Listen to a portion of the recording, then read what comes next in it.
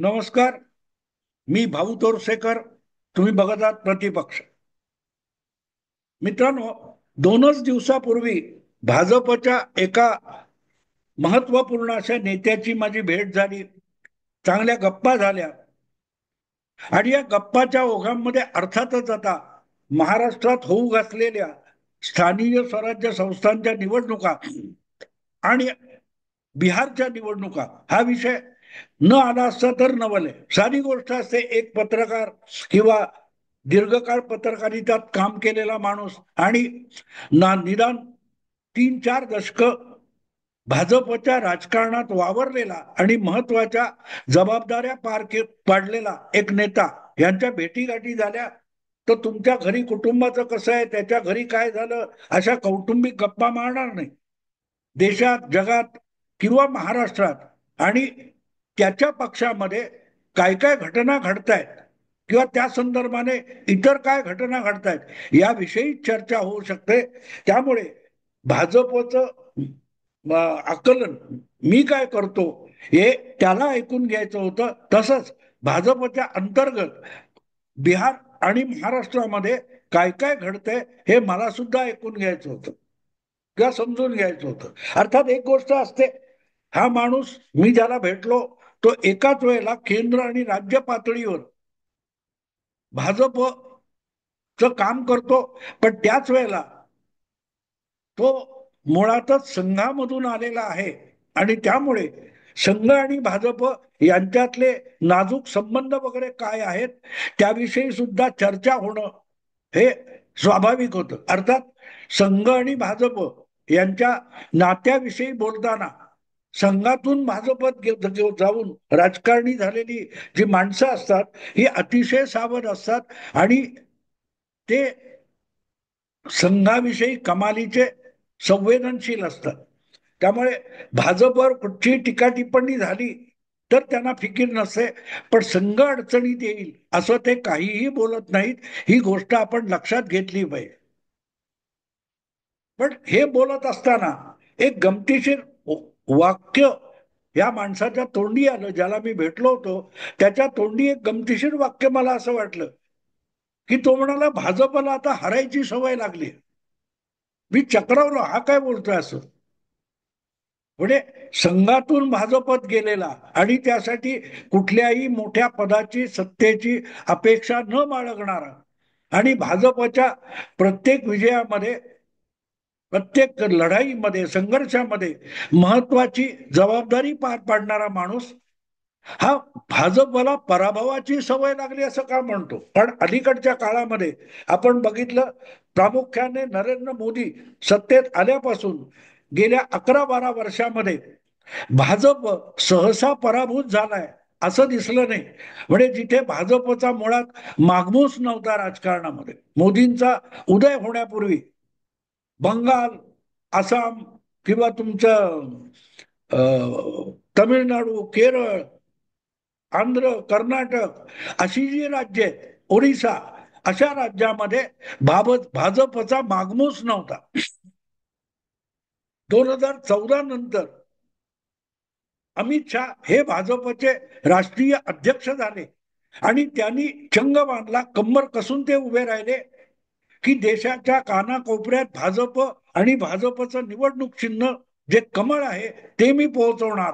आणि त्यांनी जे काय प्रयास केले गेल्या 10 वर्षामध्ये, त्यामुळे अनेक राज्यामध्ये भाजप हा पाय रोवून उभा राहू शकला.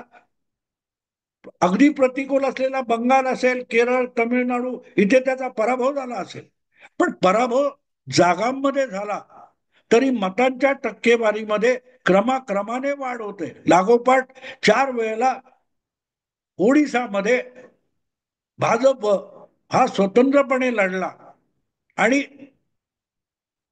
पराभूत होत होता.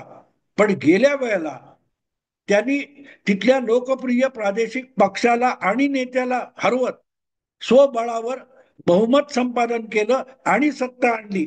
आणि या कामी जे अनेक लोक राबत असतात अशापैकी एक माणूस मला म्हणतो की भाजपला पराभवाची सवय लागली, भाजपला निवडणूक हरण्याची सवय लागली. हे वाक्य म्हणून मला खटकलं. मी त्याला म्हटलं की पराभवाची सवय किंवा हरण्याची सवय अंगवळणी पडली याचा अर्थ काय होतो. तो म्हणाला तो दोन बाजूनी मी हे वाक्य बोललेलो आहे.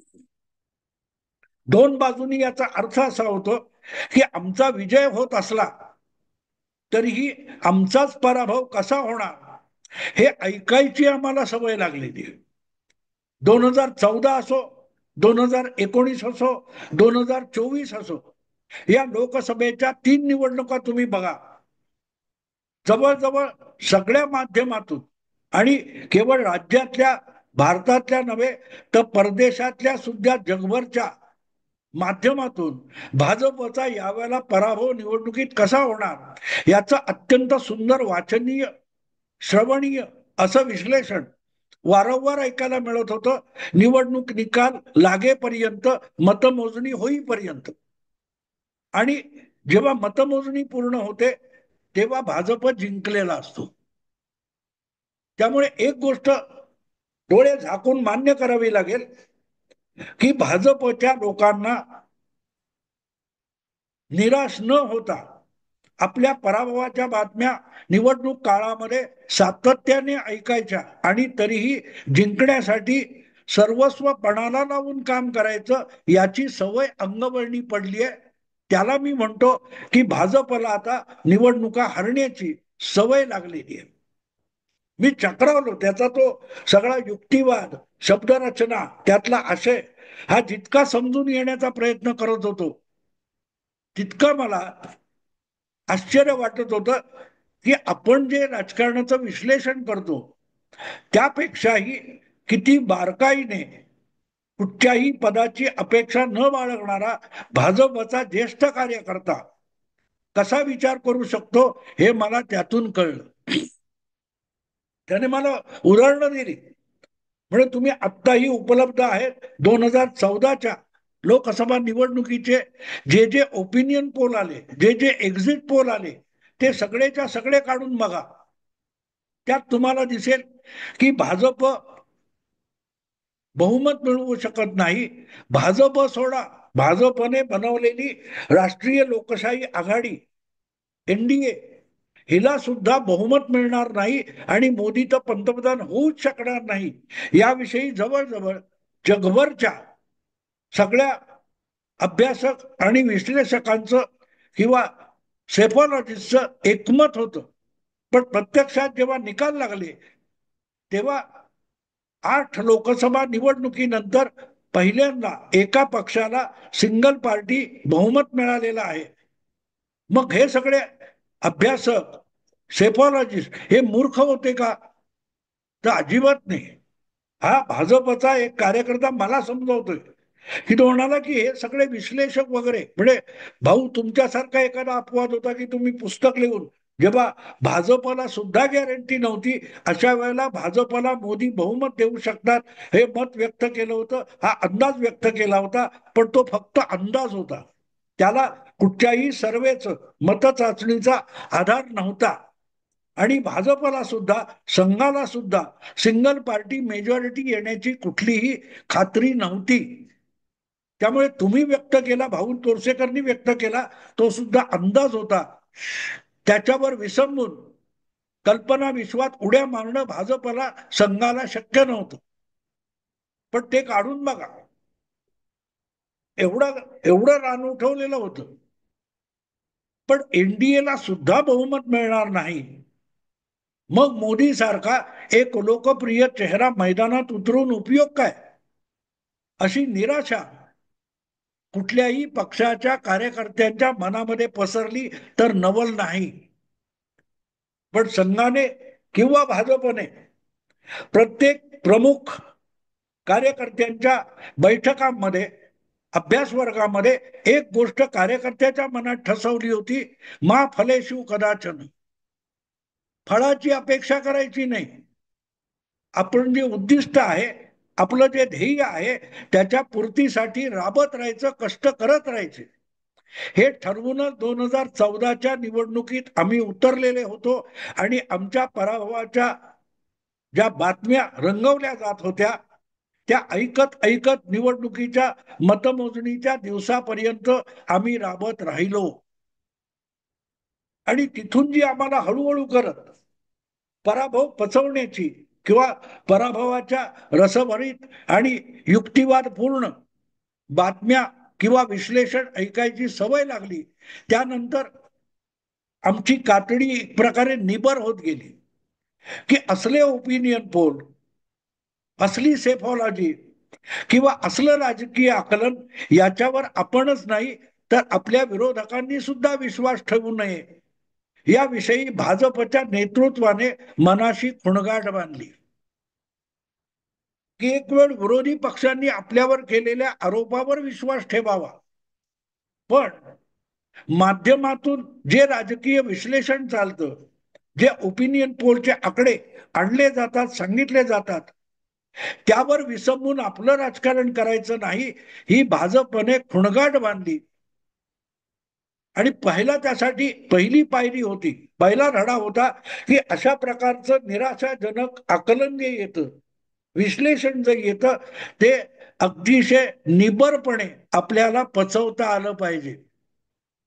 आपण त्यामुळे प्रभावित व्हायचं नाही, उलट त्यांनी जो पराभवाचा आराखडा आपल्या समोर मांडलाय त्यावर मात कशी करता येईल, त्यात आपण कुठे कमी पडतोय असं सांगितले का, तर तिथे आपण कमी पडणार नाही यासाठी प्रयत्नशील राहायचं. आणि म्हणूनच आपल्या हरण्याच्या बातम्या, आपल्या पराभवाच्या बातम्या पचवण्याची सवय लावली पाहिजे, हा पहिला धडा होता. आणि आता त्याला 10-11 वर्ष होऊन गेले. भाजपने मोदींना पंतप्रधान पदाचा उमेदवार केल्यानंतर पहिल्या वर्षामध्ये म्हणजे लोकसभेचा 2014चा निकाल लागेपर्यंत जर पहिला धडा काय घेतला असेल आणि पहिली शिकवण काय घेतली असेल तर पराभवाचा हलकल्लोळ चारी बाजूने होणार आहे. त्यांनी डगमगून न जाता आपल्या उद्दिष्टाच्या दिशेने ठामपणे वाटचाल करत राहायचं.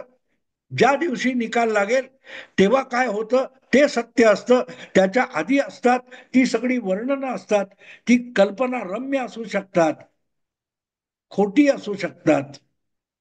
आणि म्हणून 2014च्या निवडणुकीपासून भारतीय जनता पक्षाने किंवा त्याच्या प्रमुख पदावर बसलेल्या किंवा नेतृत्व म्हणून काम करणाऱ्या, निर्णय प्रक्रियेमध्ये सहभागी होणाऱ्यांनी कानाला खडा लावला की आपल्याला प्रत्येक निवडणुकीत जाताना आपल्या पराभवाचं आकलन निमूटपणे ऐकायचे, त्याच्याशी वाद करायचा नाही. उलट जो आपल्या पराभवाची भाकीत आणि भविष्य वर्तवित असतो त्याच्याकडून आपण कुठे कमी पडतोय हे समजून घ्यायचं आणि त्यामध्ये थोडी जरी वास्तविकता असेल तर ती त्रुटी भरून काढण्यासाठी ताबडतोबीने परत कंबर कसून कामाला लागायचं जिथे आवश्यक आहे. आणि ह्याचा हे जे त्यांनी सांगितलं त्याचा पहिलं माझ्यासमोर जे उदाहरण आहे की 2024च्या लोकसभा निवडणुकीत भाजपला जो दणका बसला, महाराष्ट्रामध्ये भाजप 23 खासदारांवरून 9 खासदारांपर्यंत खाली घसरला, 14 जागा भाजपच्या कमी झाल्या. अशा परिस्थितीमध्ये भाजपने अवघ्या 4 महिन्यामध्ये जो आपल्यामध्ये बदल करून घेतला, आपण कुठे कमी पडतोय. आणि तुम्हाला आठवत असेल तर त्यावेळेला देवेंद्र फडणवीसांनी पराभवाची जबाबदारी स्वीकारून राजीनामा द्यायची घोषणा केलेली होती. मी आता पक्ष संघटनेत काम करतो, पण संघाने असेल किंवा भाजपने असेल, फडणवीसांची ती अपेक्षा धुडकावून लावली. उपमुख्यमंत्री राहा, पक्षाचंही काम करा आणि विधानसभेमध्ये पक्षाला परत नवी उभारी आणून देणं ही तुमची जबाबदारी आहे. म्हणून फडणवीसांना परत जोमाने कामाला लागण्याचा आदेश दिला होता. तेव्हाही परत लोकसभेच्या निकालापासून विधानसभेच्या मतदान आणि निकालापर्यंत काय प्रकारच्या बातम्या येत होत्या,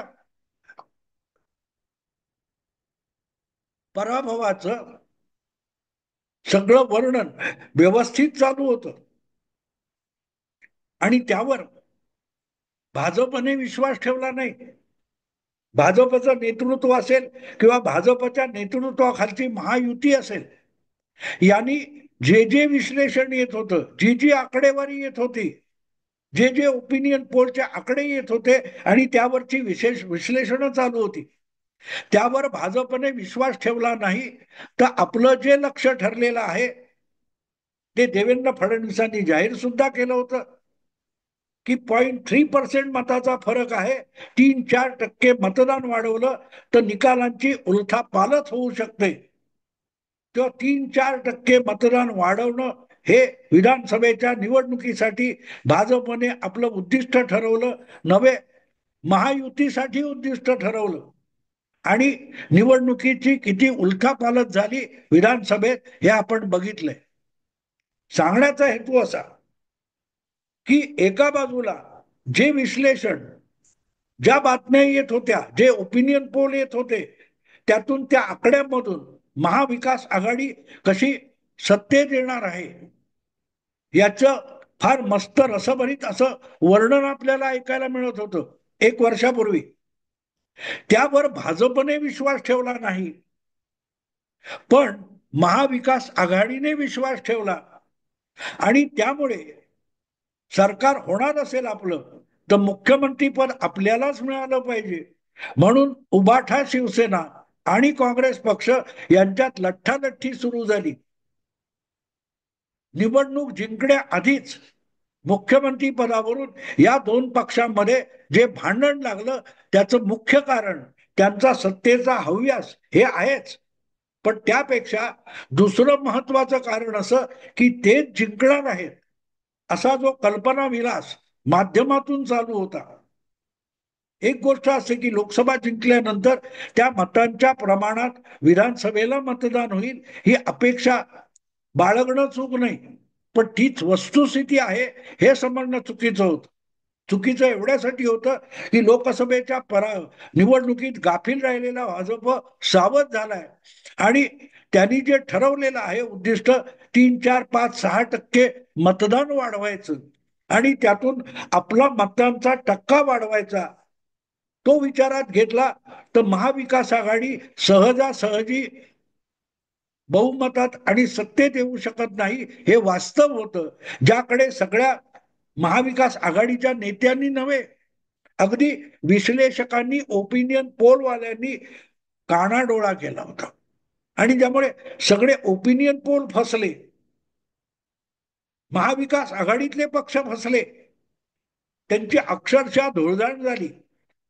याचं कारण असं की जो होता तो फक्त लोकसभा निकालावर आधारित कल्पना विकास होता, कल्पना विलास होता. भाजप नव्याने कामाला लागलाय याची ही गोष्ट लक्षात घेऊन आपलं विश्लेषण करणं हे विश्लेषक पत्रकार विसरले आणि त्यांच्या त्या खुळ्या किंवा चुकीच्या निराधार कल्पना विलासावर महाविकास आघाडीने भरोसा ठेवला आणि महाविकास आघाडीच्या तीनही पक्षांची धुळदाण झाली. पण अशा जवळजवळ 3 महिने तरी महाविकास आघाडी सत्तेत येणार, उद्धव ठाकरे परत मुख्यमंत्री होणार, नाना पटोले सुद्धा मुख्यमंत्री व्हायला निघाले होते, यावरून ज्या ज्या बातम्या रंगवल्या जात होत्या, जे जे अनालिसिस येत होतं, त्यावर भाजपने निराश व्हायला पाहिजे होते, पण भाजप निराश झाला नाही. या 4 महिन्यात मतमोजणी होईपर्यंत, मतदान होईपर्यंत आपल्या पराभवाच्या बातम्या जोरदार येणार आहेत आणि त्या पचवून, त्या हजम करून आपल्याला विजयाकडे जायचंय.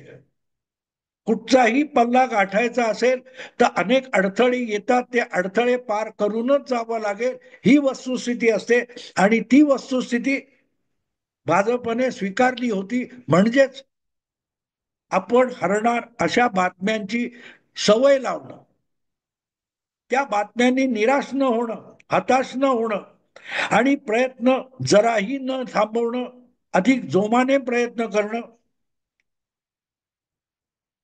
हे सगळं भाजपच्या त्या नेत्याकडून ऐकल्यानंतर मी हबकलो. कारण मला या पातळीवर भाजपमध्ये अनेक लोक काम करत असतील हे माहिती नव्हतं.